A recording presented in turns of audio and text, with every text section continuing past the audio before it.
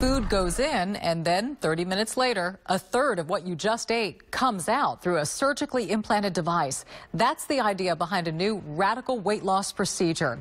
Now, it's much different than gastric bypass, banding, or surgical balloons. This procedure involves a stomach pump, which is operated by the patient.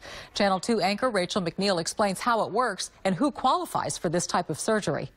The most I ever saw on the scale was 409 pounds. Standing 6 feet 4 inches tall, 44-year-old Eric Wilcoxon leaves a big impression. These days, Eric is more than 135 pounds lighter after a lifetime struggle with diet and exercise that impacted his life and his health. I sat in my chair for probably the last 2 years before I had this done. You know, when it's your husband, you don't want nothing to happen to him. It even makes me emotional now.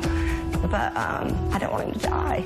Dr. Vladimir Kushner recommended Eric undergo an endoscopic procedure to implant the AspireAssist. Well, the device is a modified feeding tube with a larger internal portion and a small external portion. 30 minutes after a meal, Eric connects the tube to a water canister and pumps out about a third of his stomach. Similar to what happens with weight loss surgery, some of the food that you eat just doesn't go where it naturally would, which helps you to lose weight because you don't absorb quite as many of the calories.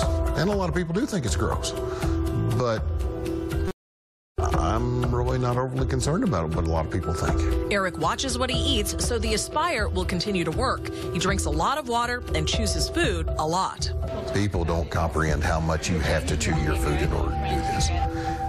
This tube that's in my belly is no bigger than an ink pen sitting on your desk. But Eric credits that tube, plus a healthy diet, with allowing him to do things he couldn't do before, like coach his son's football team. The FDA approved the AspireAssist last year.